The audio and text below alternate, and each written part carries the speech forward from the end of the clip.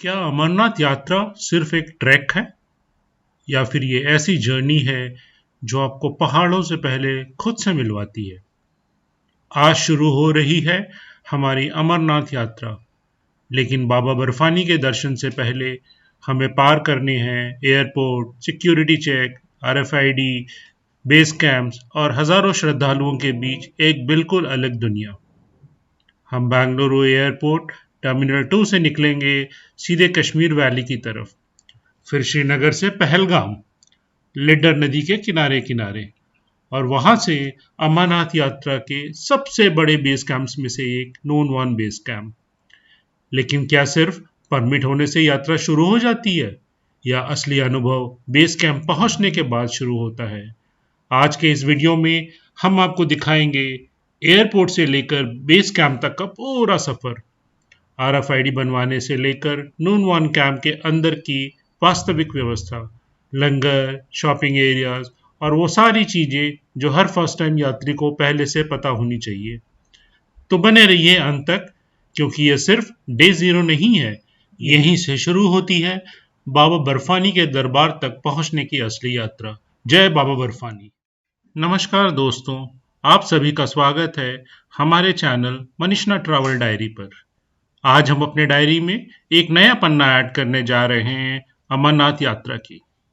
तो आज से शुरू हो रही है हमारी बहुप्रतीक्षित अमरनाथ यात्रा की यात्रा, और इस वक्त हम मौजूद हैं बेंगलुरु के केम्पेगौड़ा इंटरनेशनल एयरपोर्ट टर्मिनल 2 पर, जिसे सिर्फ एयरपोर्ट टर्मिनल नहीं बल्कि टर्मिनल इन ए गार्डन भी कहा जाता है। जैसे ही आप यहाँ प्रवेश करते हैं, ऐसा लगता है कि किसी मॉडर्न एयरपोर्ट में नहीं बल्कि किसी विशाल इंडोर गार्डन में आ गए हों। चारों तरफ hanging gardens, bamboo architecture, green walls, water features और नेचर इंस्पायर्ड डिजाइन। बेंगलुरु की गार्डन सिटी पहचान को इस टर्मिनल में बेहद खूबसूरती से दिखाया गया है, और ऑनेस्टली इंडिया के सबसे ब्यूटीफुल एयरपोर्ट टर्मिनल्स में से ये एक माने जाने वाला टर्मिनल हमारी इस स्पिरिचुअल जर्नी की एक शानदार शुरुआत बन रहा है। तो चलिए बेंगलुरु से कश्मीर वैली की तरफ उड़ान भरते हैं और शुरू करते हैं बाबा बर्फानी के दरबार तक पहुंचने का सफर। जय बाबा बर्फानी।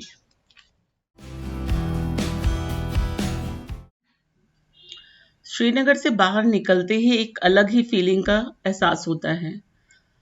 चारों तरफ पहाड़, ठंडी हवा और हर तरफ अमरनाथ यात्रा का माहौल। एयरपोर्ट से पहलगाम की दूरी लगभग 90 किलोमीटर है, लेकिन यह सिर्फ एक रोड जर्नी नहीं है। ये धीरे धीरे कश्मीर वैली के दिल में प्रवेश करने जैसा अनुभव है। जैसे जैसे हम श्रीनगर से आगे बढ़ते गए, वैसे वैसे लैंडस्केप बदलता गया। कहीं हरे भरे मैदान, कहीं दूर पहाड़ की चोटियां, तो कहीं सेना के लगातार सिक्योरिटी चेक पोस्ट। पूरे रूट पर अमरनाथ यात्रा की सिक्योरिटी अरेंजमेंट साफ दिखाई देती हैं, क्योंकि यह एक सिर्फ पिलग्रिमेज नहीं है, बल्कि देश की सबसे बड़ी धार्मिक यात्रा के मूवमेंट में से एक मानी जाती है।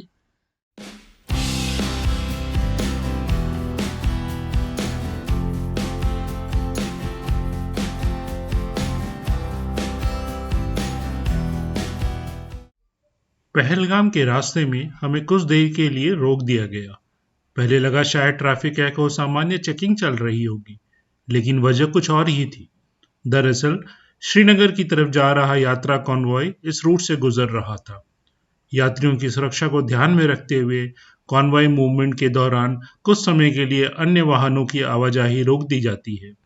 यह पूरी तरह एक सुरक्षा व्यवस्था का हिस्सा है, ताकि हजारों श्रद्धालुओं को सुरक्षित और व्यवस्थित तरीके से उनके गंतव्य तक पहुंचाया जा सके।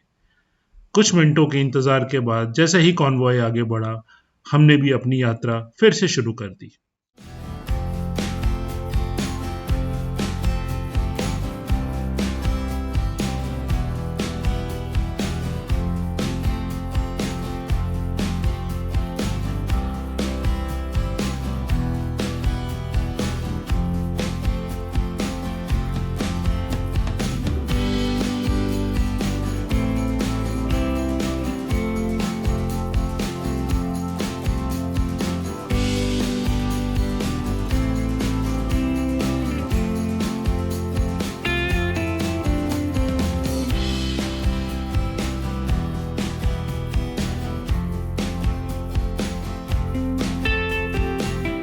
जैसे जैसे हम पहलगाम की ओर बढ़ते गए, लीडर रिवर हमारे साथ साथ बहती रही।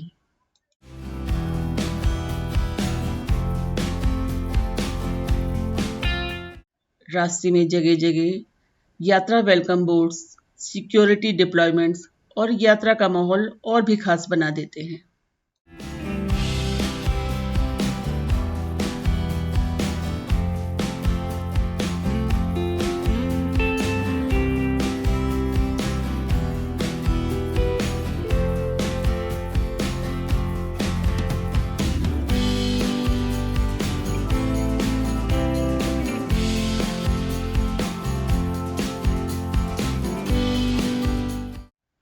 कुछ देर बाद हम पहुंचते हैं अमरनाथ यात्रा के प्रमुख प्रवेश क्षेत्र में, Nunwan base camp entry point, और यहीं से पूरी प्रक्रिया थोड़ी अलग हो जाती है। अरे भाई आया करो यार।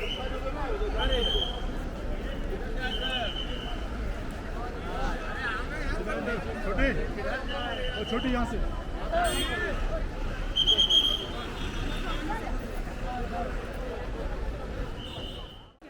सबसे पहले आधार कार्ड और यात्रा परमिट वेरिफिकेशन किया जाता है। इसके बाद RFID वेरिफिकेशन और कलेक्शन प्रोसेस। याद रखिए, RFID सिर्फ एक टैग नहीं है, पूरी यात्रा के दौरान आपकी मूवमेंट और सेफ्टी ट्रैकिंग के लिए ये बेहद जरूरी है।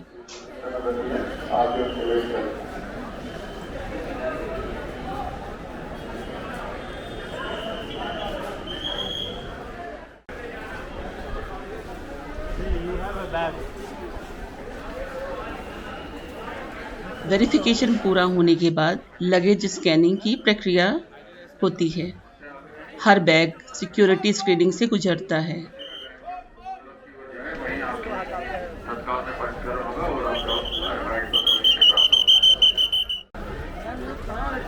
और बेस कैंप की तरफ प्रस्थान करें, जहाँ पर आपके खाने पीने की पूरी व्यवस्था की गई है। अपन जा रहे हैं, उनको पूछते हैं ना अपन को कि अपन को होटल जाना है, हम बेस कैंप नहीं रुके।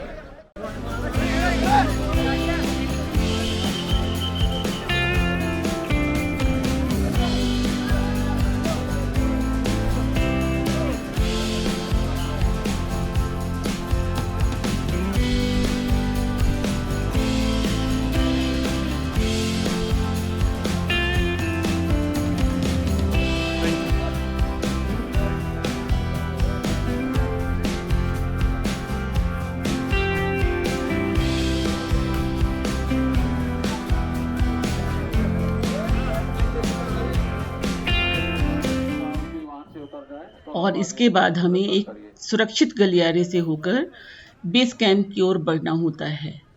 और सच कहूँ, यात्रा का ये हिस्सा हमें सबसे अलग और यादगार लगा, क्योंकि ये सिर्फ एक एंट्री गेट पार करने जैसा नहीं था, बल्कि ऐसा महसूस हो रहा था मानो हम धीरे धीरे रोजमर्रा की दुनिया को पीछे छोड़कर बाबा बर्फानी की पावन यात्रा के संसार में प्रवेश कर रहे हों।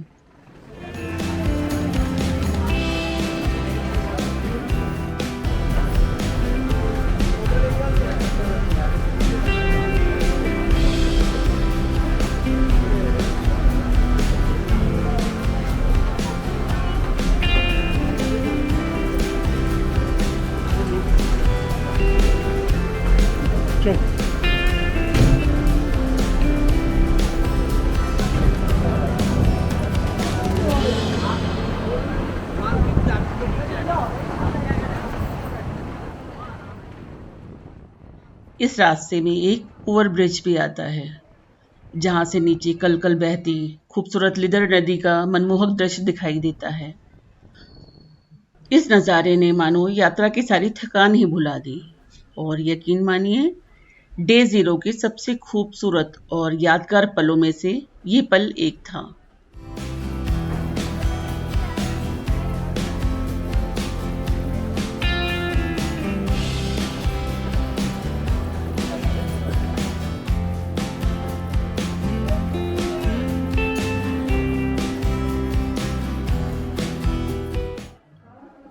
और फिर आखिरकार हम पहुंच गए हैं नून वन बेस कैंप। वो जगह जहां से अगले दिन हजारों यात्री बाबा बर्फानी के दर्शन के लिए निकलते हैं।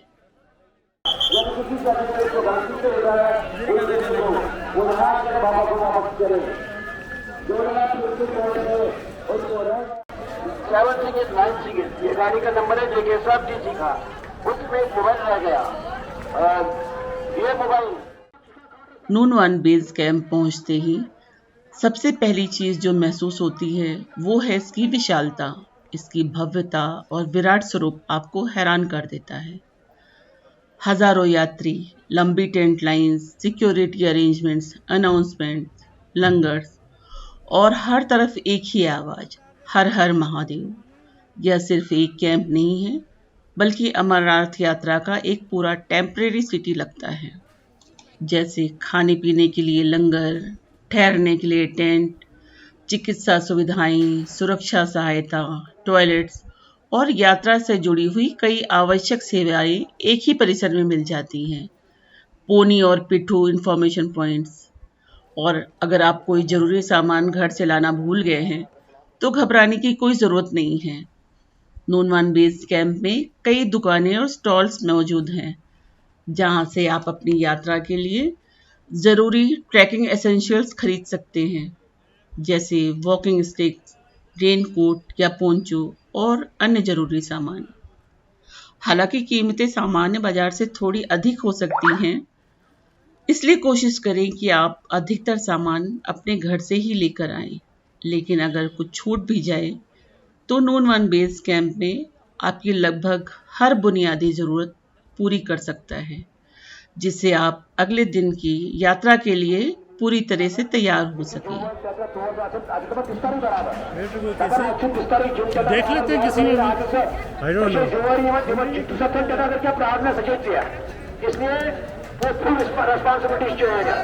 आज तशें जुवारी तो सत्तम जाता है तो सत्तम करियर आ सके। अगर कोई बिस्तर इसलिए सुवर मुश्ताक आदर्श करते हैं ऐसे तभी डिटेल्स से दूसरा नंबर कर। हमने भी कैंप के अलग अलग हिस्सों को एक्सप्लोर किया, कई लंगर्स में भोजन किया और सच कहूं, हजारों श्रद्धालुओं की भीड़ और इतने बड़े स्तर की व्यवस्थाओं के बीच जिस तरह से सेवा की जा रही है वह वास्तव में प्रशंसनीय है। और हर जगह एक ही भावना, सेवा। और यही अमरनाथ यात्रा की सबसे खूबसूरत बात है। यहाँ सिर्फ यात्रा नहीं होती, बल्कि यहाँ लोग एक दूसरे का सहारा बन जाते हैं।